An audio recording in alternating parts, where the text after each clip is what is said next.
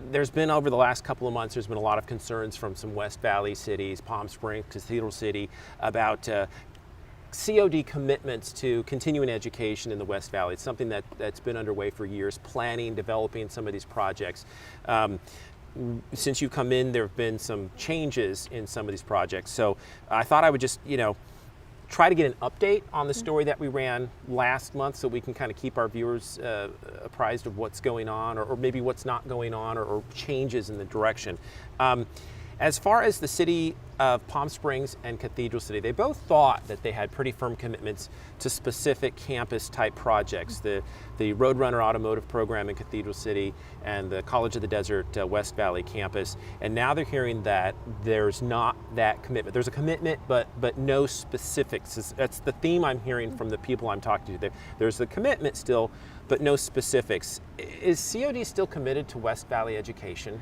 Yes, so let me start by elaborating our current situation with Roadrunner Motors. Roadrunner Motors will be built. Okay. I want to make sure that we communicate that to our community. However, we're currently in the phase of reviewing alternate sites for building that specific project.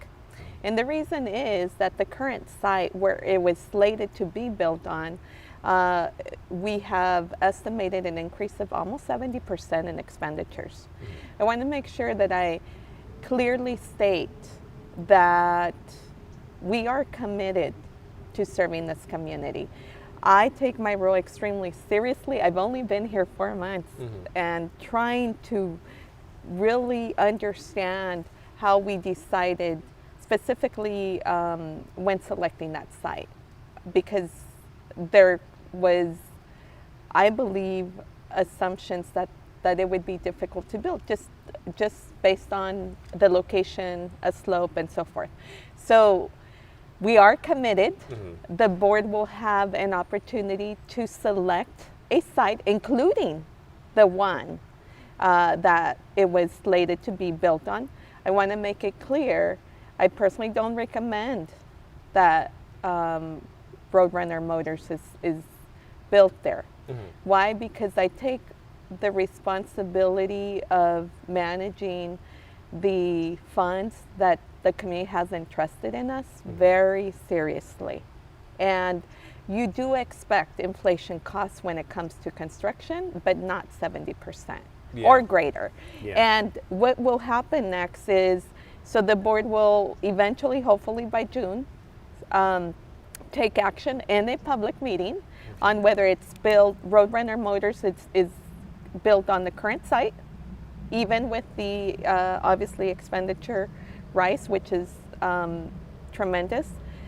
We are talking to the city, Cathedral City, and we are hopefully looking for another site there in that city and a potential third site.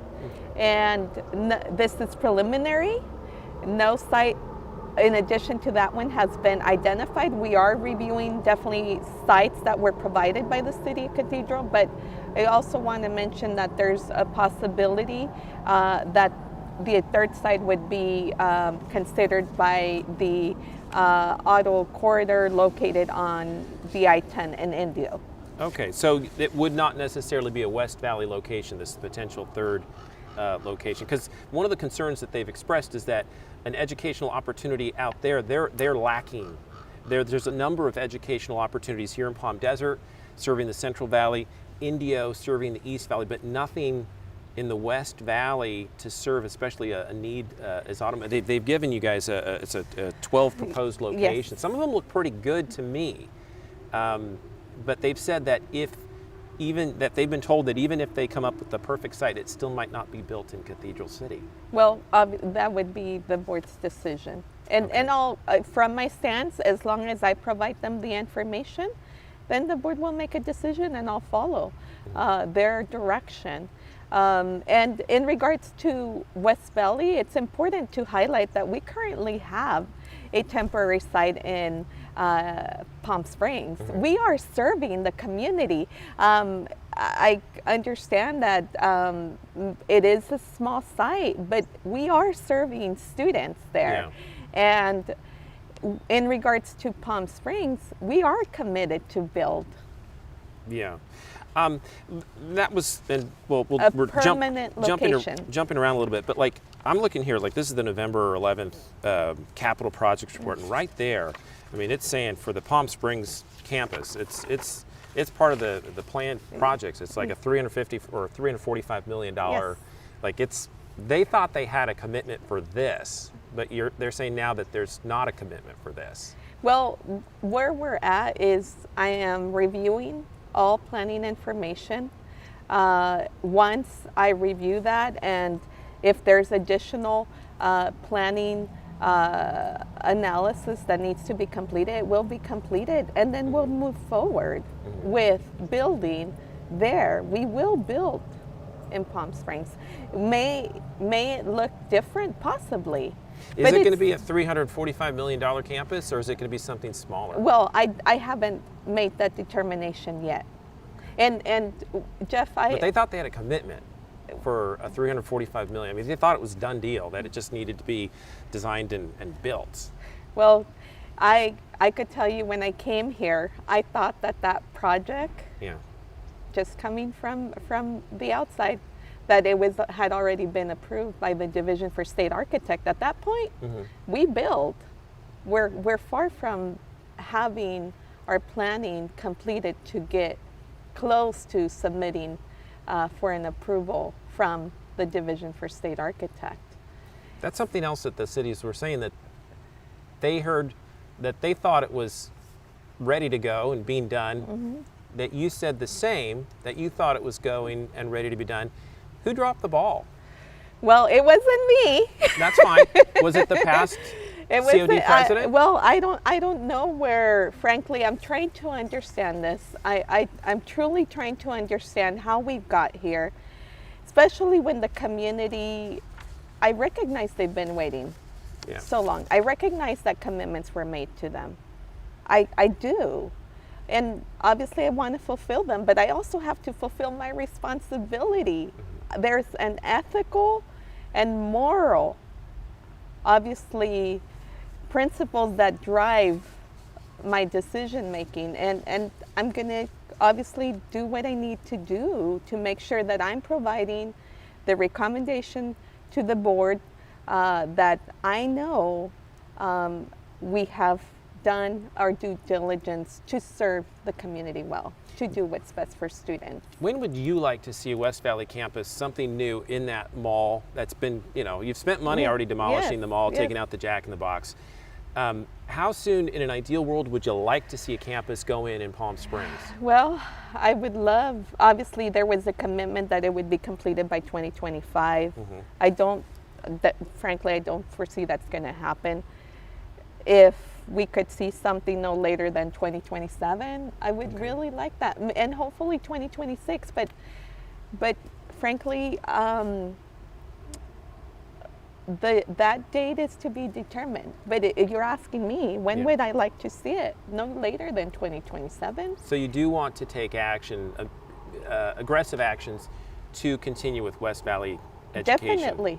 Okay. Definitely. Okay. And I want to expedite the process to get us there. I don't want the community to be waiting lots more years, a lot more years. They've been waiting enough, and that's the reason why I recognize that there is definitely frustration. Yeah. One mayor said, this was all started way back in the 2004 bond, and that their kids that were kids, they've now grown up, they've passed the educational system up now. Kids have grown up without a campus over there because it's taken so long to get the ball rolling. Yes. It's got to be, in a sense, as you come in, a little frustrating yourself to say it should have been moving faster. Well, I could tell you from my own personal experience, Jeff, I utilize the pandemic to expedite the construction of projects. And even though obviously there was tremendous inflation costs when it comes to the cost of building, but the fact that I had less students at the previous campus that I was overseeing was a great opportunity to try to move much more quickly. Yeah. Why? Because there's challenges when the greater amount of students you have on site, obviously the greater the challenges for those that are on site. With Palm Springs, yes, it'll be a new site. Obviously the site is currently vacant, but I think it would have been a great opportunity to expedite. Yeah. But we all obviously... it wasn't ready to go. It wasn't. Okay. It And that wasn't. was not on your watch. No. Okay. So you weren't left a shovel-ready project, something that was No, ready to go. no, because at that point you move forward. Yeah. There was, and that was my assumption when I learned about the project, and frankly, definitely excited. It's innovative. My assumption is that we had submitted a request for approval from GSA. Came to realize, as I continue to learn every day in this role, that obviously we were not close to being ready. Okay. So it just has to be reassessed. If you had to say headlines that you want people in Palm Springs, people in Desert Hot Springs, people in Cathedral City to know, what would you tell them, some headlines they can look forward to in 2022 ideally, that you would hope to be able to give them some news about West Valley educational opportunities? What are some mileposts that you hope to pass? Well, definitely, one headline is that College of the Desert is committed to serving the entire Coachella Valley and the West, which includes the West, obviously, Valley. That we are committed to building a site there, a permanent site, that community is currently being served. And we take the responsibility of ensuring that the access that's afforded to all our community members is afforded to those that live on the west side. Okay. As far as the Roadrunner, we're almost done. Yes, I appreciate your time. yes. Thank you, because it's been interesting. One of the concerns that they had was that the numbers that College of the Desert you provided with the city leaders were not numbers that they had any detail. Are you going to be working on providing them with some better details to kind of show that 67% inflation? Because Yes. This is the piece Yes. of paper. This was they said this is what was Yes, given to them, yes. and they go, that's great, it shows this, but for what is project realignment or program Yes. realignment, there's no way they can go through and look at these numbers and confirm for themselves Yes. that there was this inflation. There's no way they can check to see, the veracity of those numbers. Yes. So we'll definitely provide the details. I'm committed. We're committed to transparency. Obviously, the information is information that all public should have access to. Specifically, the details in regards to the tremendous increase in cost for this project. So Yeah. we'll provide them the details, and looking forward to analyzing that with them. Okay, and I know that the cities are just kind of concerned about making sure that there's that commitment. You've addressed that. I appreciate that. Are you? And they wanted to make sure that you're aware that there is a need in the West Valley. There's like 95% of school kids in Palm Springs Unified are on lunch benefits, free or reduced lunch prices. You are aware, because Yes. this is what they're concerned about. That you're not aware that maybe there's a big need in the West Valley. I met with the superintendent, Yeah. Dr. Slice. Obviously, I had the opportunity to listen to his State of the District speech before I had the opportunity to meet with him. I understand there's a need there as well. And it's important, obviously, because we're here to serve all our students, including the ones there. And specifically, it is vital that we provide not only the educational opportunities, but the services necessary to help elevate a community through education. Yeah. Education's the greatest equalizer, Jeff, Oh, it for is. society, and the greatest impact on social and economic development could, and frankly, does take place through education. So therefore, that community and those students that are experiencing the dire challenges that they are deserve access to education, and we're committed. Program realignment. Yes. It's one of the items in this, about 6 or 7 lines. Yes. What is program alignment? So Realignment mean? I'm going to tell you that I will share with you. So that was a big cost. Yes, That's a big it cost is. there, 5.5 million. So they have to build some retaining walls like around the entire perimeter, because obviously it's located on a slope next to the mountain. In addition to that, there are additional costs that were not planned that I could provide you the details. Okay. Obviously, I don't have them all memorized because that is definitely something that the expert that is helping with our construction projects is much more familiar with, but glad to share those details with you. Okay. I appreciate that. Did COD approach Indio, or did Indio approach COD regarding the I-10 Auto Mall proposal? No, we have not approached Indio. I want to make sure that the college has not approached Indio because frankly, we're still in very preliminary stages. There is an employee from the city that contacted one of the employees for College of the Desert, but no additional inquiry analysis has taken place. So I want to make that clear. Okay. And again, you are committed. You're just having to reassess is kind of what I'm hearing from you. And that's kind of what they said, and it brings uncertainty to them. Yes, So and I understand that. what would you do to then, again, just perhaps maybe you've already addressed it, but what would you say again to bring them some certainty that you are committed to the West Valley? What I would like is please grant me a few months. I've been here less than 4 months, and grant me a few more months and I will provide a clear timeline, and we will do our best to remain obviously in line with that timeline. There is always uncertainties that may occur, but I want an opportunity to demonstrate that I am committed and that I want to expedite this process and that we're going to get there. I appreciate you saying that. As far as, this is a little off topic, I was looking at the agenda. You've got a board meeting tomorrow. Yes. I guess that the board is going to be continuing a resolution to have pandemic remote meetings because of the pandemic. I couldn't help but notice they're also being asked to approve a number of travel opportunities for the board to go to some of these education workshops to learn how to, in some cases, be better board members, or to legislative conferences. Is that inconsistent for them to be approving a continuation of remote meetings, yet at the same time approving travel where they're going to be going to meet with people in person? So there's 4 board members that are meeting in person. That resolution is necessary to ensure we protect one board member that is experiencing medical conditions.